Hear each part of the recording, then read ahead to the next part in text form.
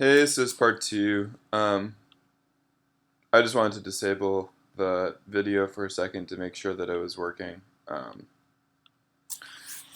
continue here. We want a couple more pots. As you guys can see, we're up to 87, nearly 3.5 stack, starting stack, which is pretty good. Um, so yeah, just gonna see about here. We have mostly ace X's. If he's got nothing, he's just gonna fold. We've got the backdoor flush draw, backdoor straight draw. If we check and he bets, we're gonna always have to fold. So I think we want to turn our hand into a bluff here, even though we do have the one of the better no pair hands we can have.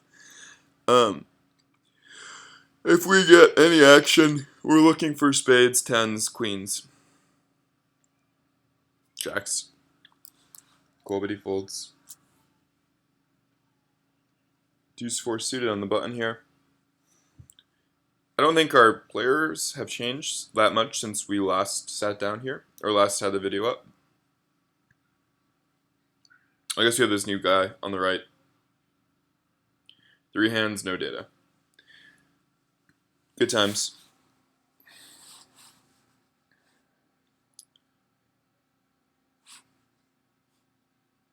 I'm not going to play this hand unless it folds to me on the button. I just don't think it plays that well and doesn't block anything. And you flop like bad straight draws and bad flush draws.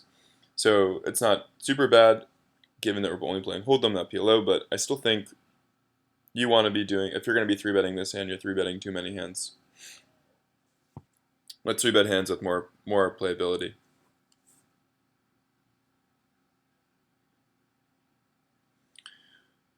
It's interesting, yeah. So I don't actually often play the 10 cent, 25 cent 6-max game.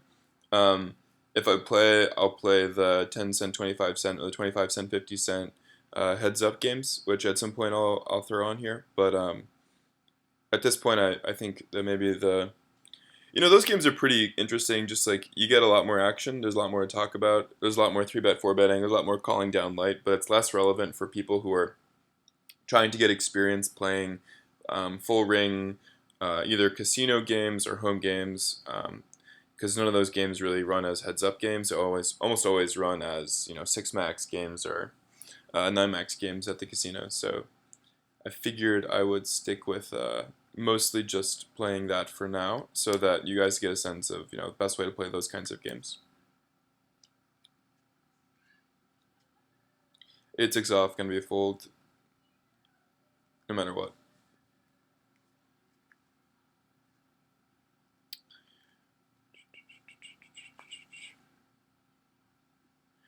Ace queen off, very strong hand.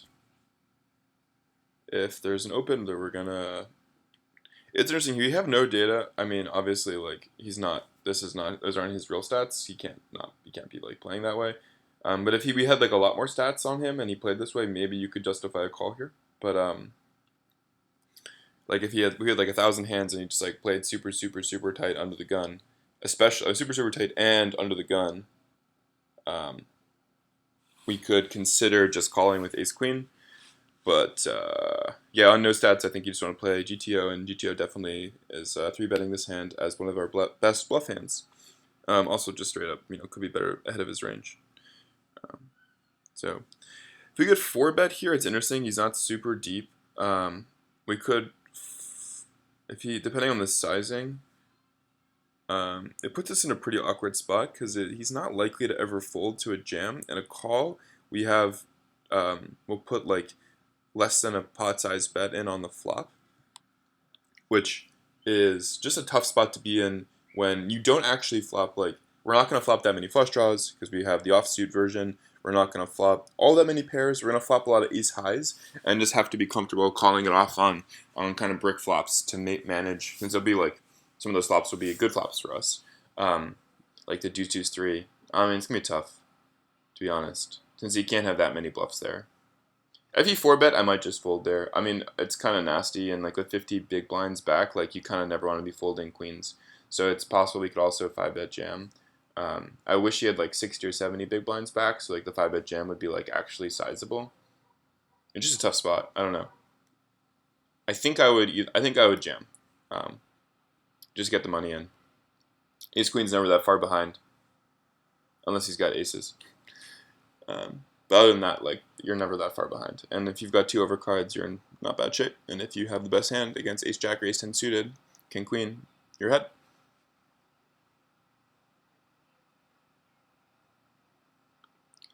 So 9-5 off here. If he min raises, we can defend. If he folds, we win.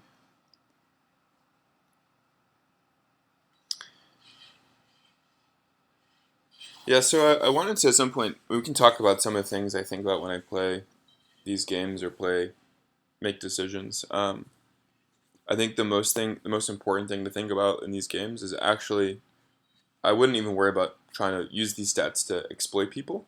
I would just play your range and play it effectively. Make sure that you're constructing a strategy that is very tough to beat. Even at 10 cent, 25 cent, people are paying attention. And balancing the way that you play, attacking with those weak hands and those strong hands, and checking those like medium strength hands to maintain some degree of balance is going to be very profitable.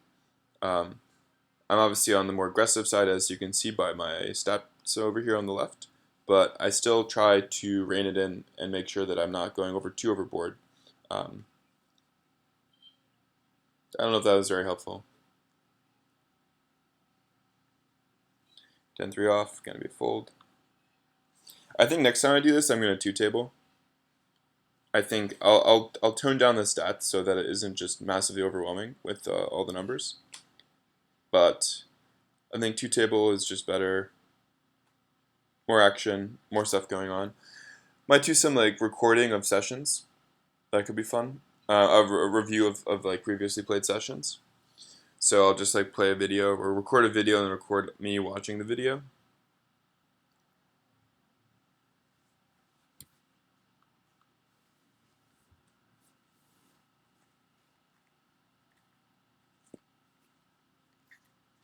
This 42% is kind of funny with the $89 stack. I mean, it doesn't really tell you anything because the sample is so small, and I could just be running really good and having a lot of good starting hands, which is why I've got such a high VPIP. The truth is, I'm not running that well, but I am running that well, but just post flop. So, another hand we had king queen suited. We 3-bet, got small 4-bet from the big blind. We called in position. Flop comes king, queen, X. Small blind checks to us, or big blind checks, I can't remember. We check back. Turn is a brick. He bets, we call. River is a brick. He jams, we call. Another spot where I just call. I call and then check back that flop to protect our range when we have like 10s or 9s or 8s. And keeps us balanced for those spots. Obviously, you want to bet there sometimes. Like on Jack 10 Ace, I would definitely see bet 2-pair just because like there's a lot more chances that he's got like Ace X and we can get a lot of money in. On King Queen, you block like the strong pairs he has, and it makes more sense, I think, to check. So yeah, I wanted to play 6-4 suited, but obviously we're gonna fold to an open under the gun open UTG +1 3-bet. So this guy is like a little active. Got 4-bet there and just snap folded. So he might be 3-betting light, which is interesting. Maybe he has more stats on this guy and is trying to exploit him somehow. I wouldn't necessarily recommend that, but it looks like if you're going to get a 3-bet and a snap fold to a 4-bet, you don't have like 10s or 9s there, or like ace queen. You have like ace 5 suited or king 5 suited or something like that. I'm going to open, I'm just going to fold ace 9 off here.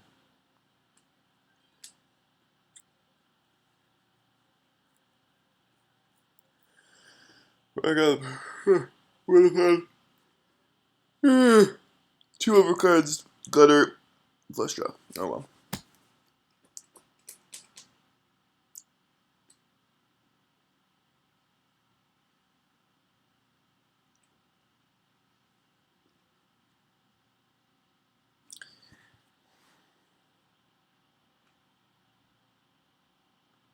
So yeah, I was running through things I think about when I play. When I was saying play your range, I also mean like thinking about the way that that's described in concrete terms is thinking about your minimal defense frequency. And what that means is, what percentage of the time do I need to call to not be exploited? And it's pretty easy to calculate. Essentially, it's just their bet into the pot. So if like someone bets 1 into 1, it's going to be their bet into the pot plus your call. So it's going to be 1 over 1 plus 1, and so you would need to call 50% of the time not to be exploited. So it's interesting because it differs from equity, which is calculated as if they bet 1 into 1 as 1 into 1 plus 1 plus 1.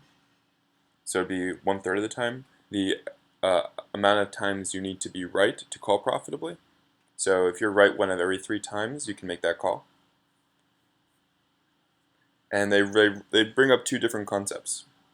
One is minimal differential frequency is about what hand do I have in terms of where I lie in my range, and equity brings up what hand do they have and how many times do they have bluffs versus value hands.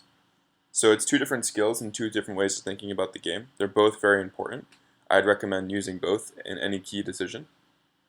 But the MDFS stuff is basically like, if I need to call 50% of the time, do I have a hand that is in the top 50%, yes or no? And preflop equity is, if I need to be if I need to hear it 1 in 3 times, do I think that I'm right 1 in 3 times given this opponent's range, the missed bluffs, the made hands, things like that. There are other ways of thinking about hands as well. I mean, sometimes I like to think of like, that's like kind of the core components, but then you can also say to yourself like, is this a river, is this one of the best rivers I can get? Which is kind of a way of saying, it is kind of like an MDFS concept, because it's like, you know, if I'm going to be folding this river, am I getting overexploited because this is the best river I can get? It's slightly different than MDFS, but it's a way of like framing your calling or folding decision in terms of like all possible things that could have happened. And if you get the best possible river and you're being bluffed off your hand, then you're probably getting to the river too light, or you should be calling more often there. Oh, and people say that you should not use MDFS FS if they can never be bluffing, because then it doesn't matter like where you are in your range. Their range is just too strong for you to even compete, and you should use preflop equity, which I think is interesting. But I don't know, if you're playing good people, they can always be bluffing, and you should get yourself into a habit of thinking that.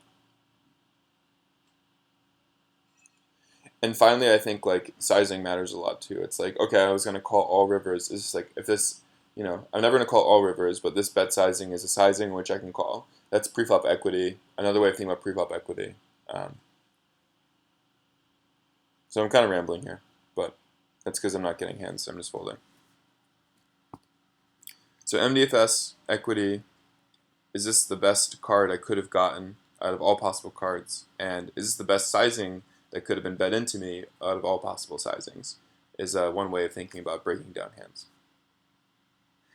I didn't get to talk about blockers yet. I hope we get to a spot where we talk about blockers and future blockers. I'm really big into this future blocker concept.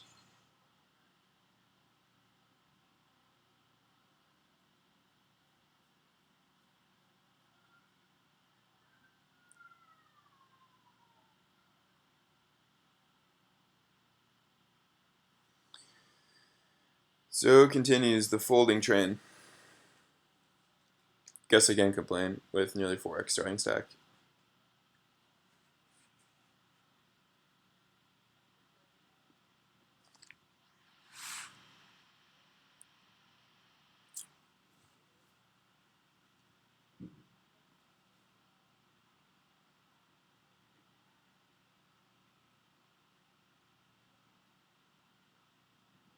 Ten five suited in the small blind.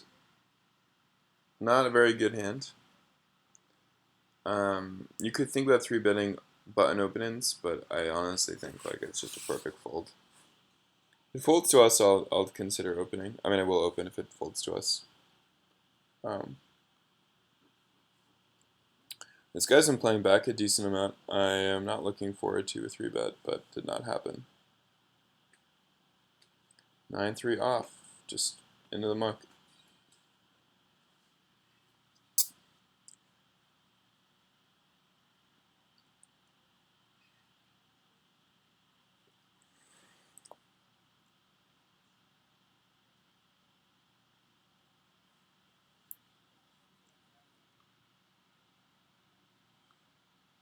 Bring these all on the screen.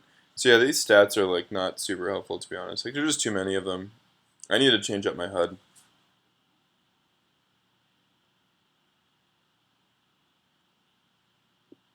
It's funny because like the stats themselves kind of lend themselves to exploitative play, right? You're reading the stats and deciding, given this person's uh, style of play, like this is like an exploitative strategy I can take against them to beat their strat.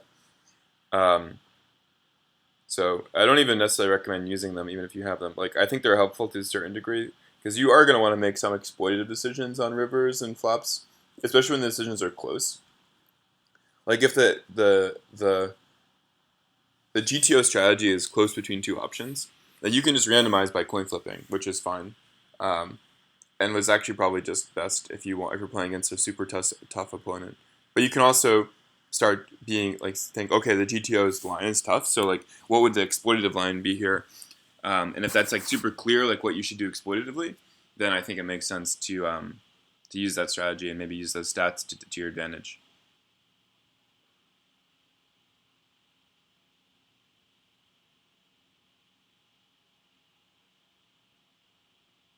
So check on the river here. Interesting. Open and then check and then check call.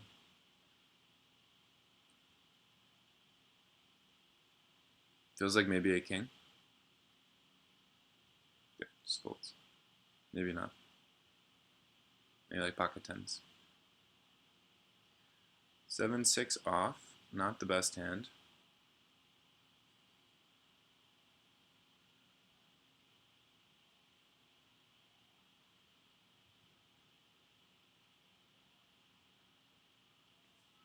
Just gonna fold.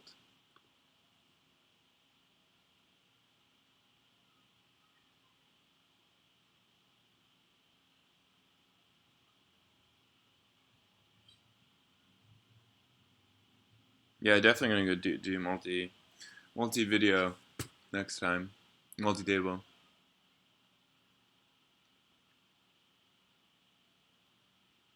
It's interesting the sizes that people pick for their small blind opens. Against a tough opponent, it can be really. I mean, it's really hard to play in the small blind.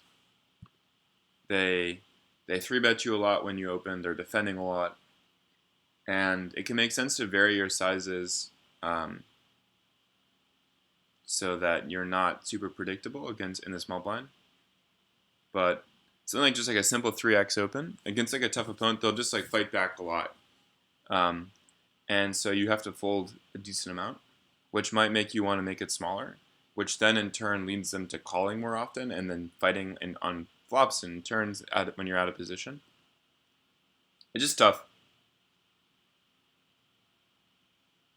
A lot of people just start, releasing on the small blinds more often, or just limping the small blinds so that they don't have to open themselves up to being hammered by strong opponents. I'm not an expert at small blind play. I think I should limp more than I do. King 6 suited. I think it's probably a fold. It's not a super 3-bet happy table, but that's a pretty weak hand.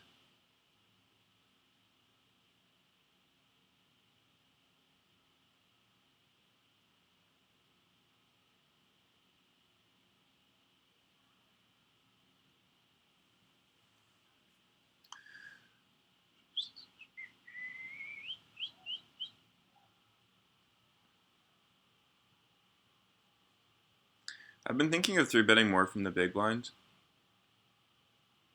It's tough because you're always getting a good price to call. But when you do 3-bet, you must have a good hand. I'm not saying with 7-9 off, but I'm just thinking in general.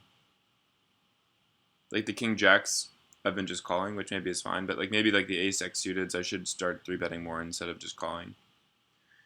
That's a pretty small open.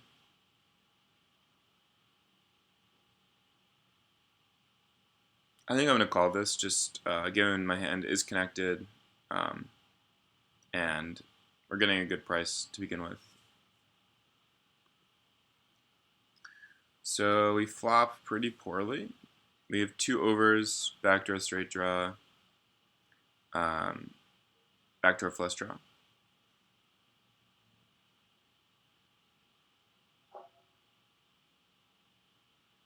We definitely can't call. It's a question of raising or folding.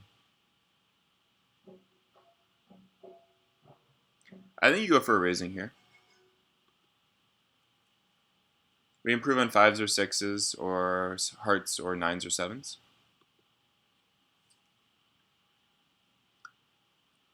We can bluff ace-x.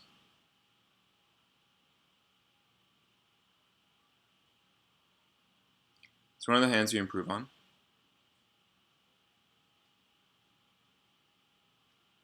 If we bet, what are we doing? Are we trying to bet for value or are we trying to bet for protection? It seems like for protection.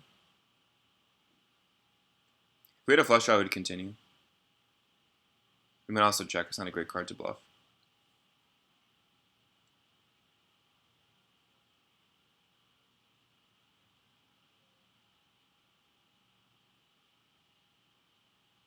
Tough spot.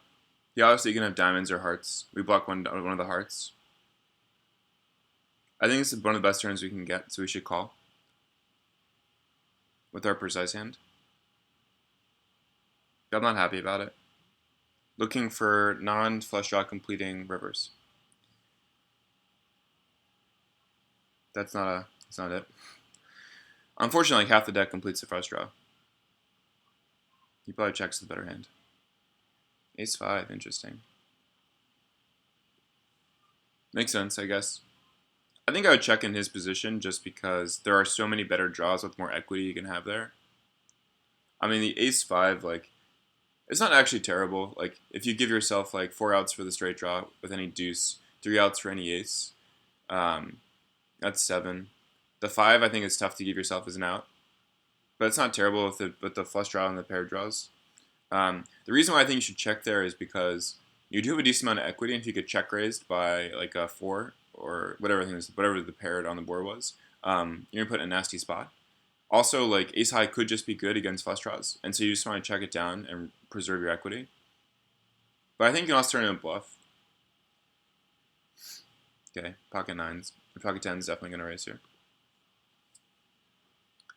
Against a 3-bet, you can consider 4-betting. I generally like just calling with these middling pocket pairs, especially 10s, which is on the top end, which protects like 6s and 5s, and doesn't do that much to improve your 5-bet or your 4-bet range. Like 10s does not help your 4-bet range all that much. Just gonna call. Pretty good flop. We have 1, 2, 3, fourth boat.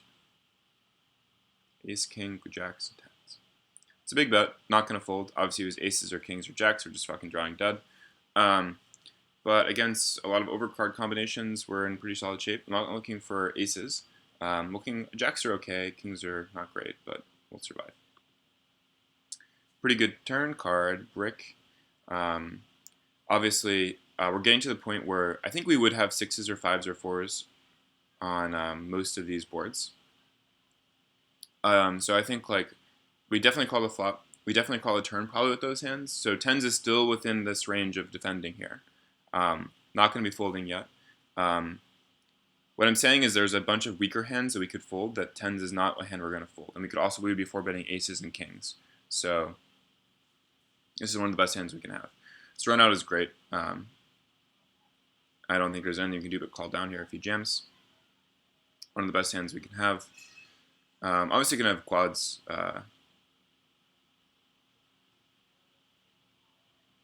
To bet or not to bet?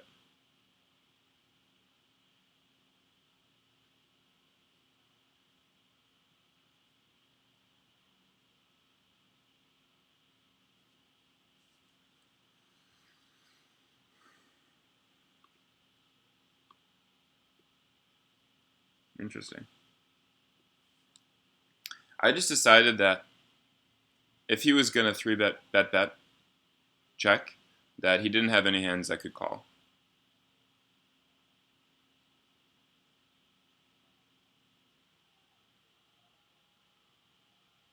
Like he's not 3-betting like 5s or 6s and then betting. like eights, nines, and that's the only really hands that make sense. Aces and kings definitely continue there. Jacks, yeah. So I just don't know like what hands we're beating when we bet and he calls.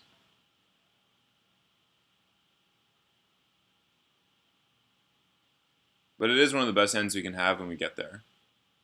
We can't have aces, we can't have kings, we can't really have jacks. Jacks maybe we can have, but probably not. So tens is like our best hand aside from quads. We do have a decent number of quads. We have king queen, we've got queen jack, we have queen 10 suited, we've got queen 9 suited.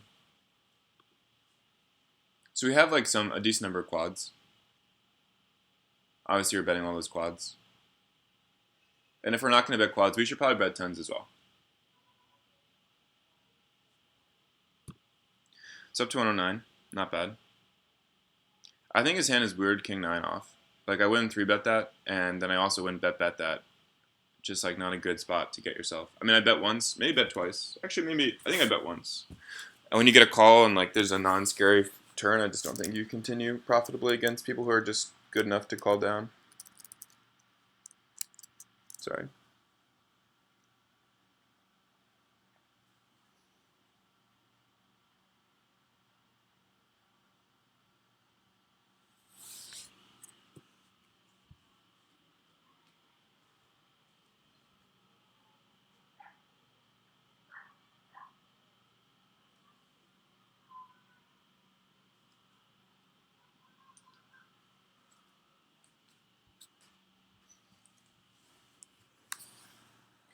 Okay.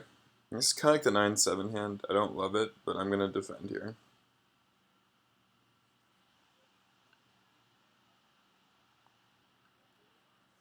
Flop a little better. Flop an actual gutter.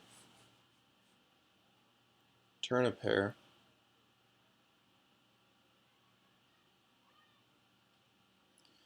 Don't think there's any value in betting. We just get raised by flushes and flush draws and have to fold. I think we can check call, given our pair and our gutter. It's an interesting spot. Pretty weak run out. I don't think we can value bet, obviously. It's a question of... I don't think bluffing makes any sense either, since we have a pair. Yeah, that's not a very thoughtful comment, but I just don't think bluffing makes any sense, and I don't think value betting makes any sense, so checking I think makes the most sense and just winning here.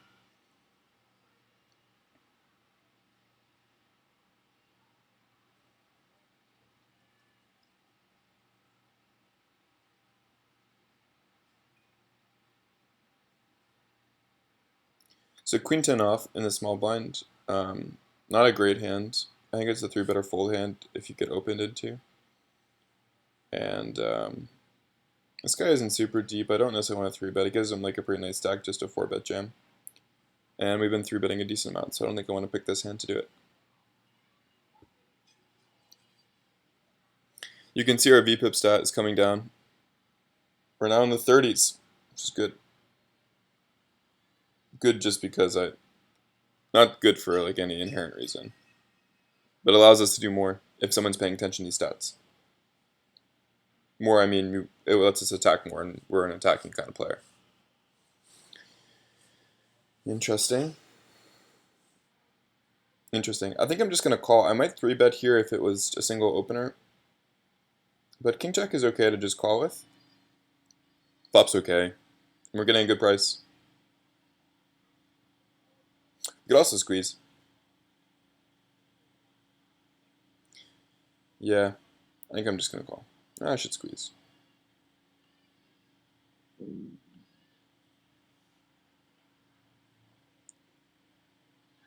don't know if king jack flop does flop all that well.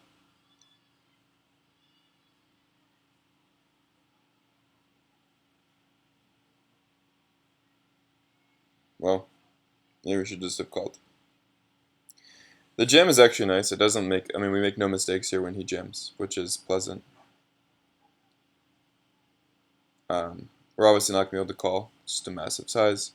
Even if new Bugatti calls, I think it's a pretty easy fold. and that's the one we're going to make.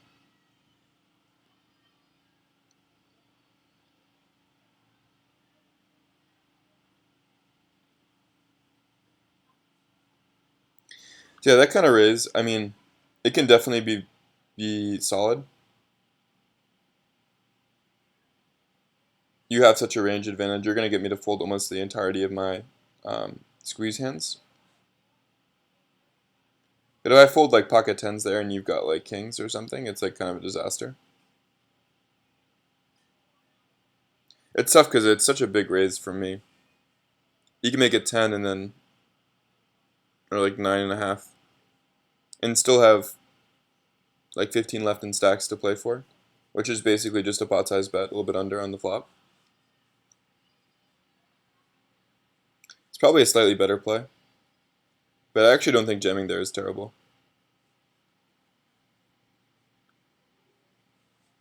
Given that it's not tons in stacks.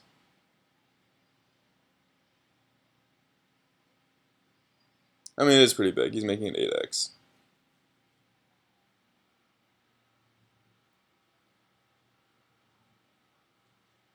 I've been following some stuff in the Poker Masters tournament, and people have been doing some strange things. Like someone opens, gets around to the big blind, ICAX, and just rips it with like ace-9 suited for 50 big blinds over a 3 big blind open.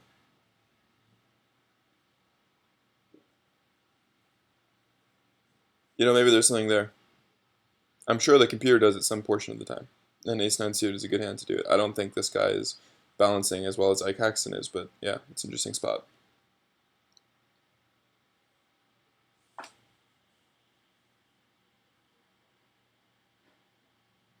So Sid Gucci, who I think had like a 3-star name, versus Crystal, who I think had a 2-star name, going at it.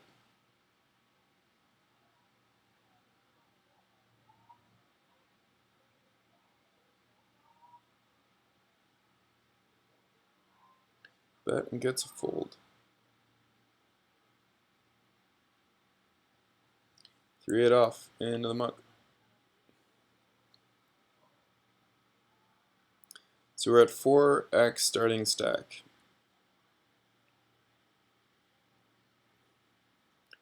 Wonder if there's a waitlist for our table. Usually waitlists pop up when you have people who are deep stacked. 4 on the waitlist. And you can tell from some of these other games, there's 9 on this waitlist. Deep as well over there. You can see that our psychodrama, our new Pogodi, are over there.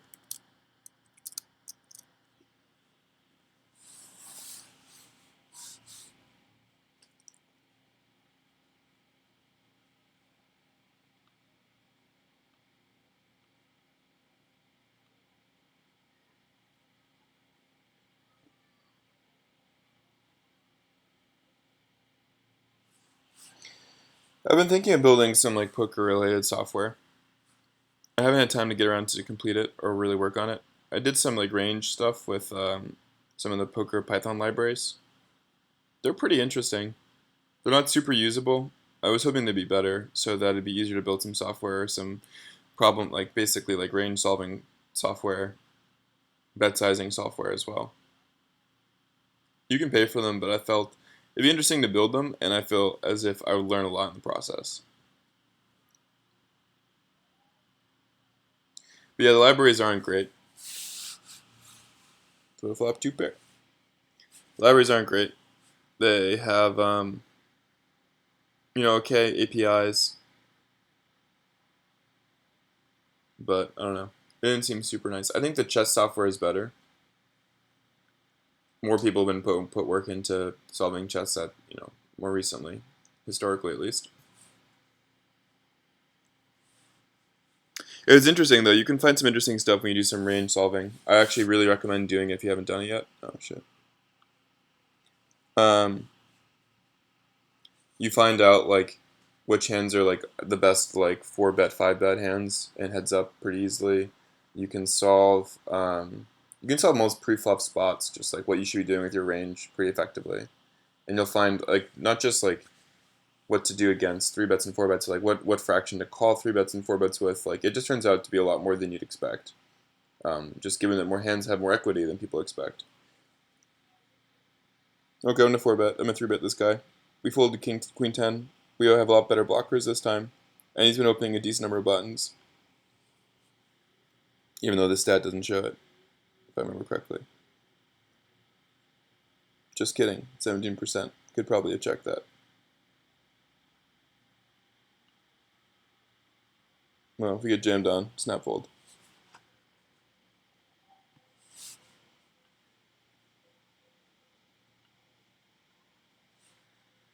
Okay. Not the best move, but got it through. There's something to be said for not having a HUD on, so it doesn't lead you to do tricky things like that. And also so you don't become reliant on the machine to tell you the stats, just to keep that record in your mind.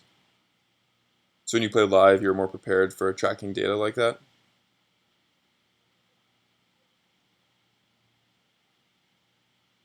But I'm not super good if I'm going to stream, or if I'm going to record video and talk to also remember stats. We get 3-bet here. The sizing is not super big. I mean, it's a little over 3x. We're going to call with stacks a little bit deeper than 100 big blinds in position with 6-5 suited. I think 4-betting is a mistake because you don't have a blocker.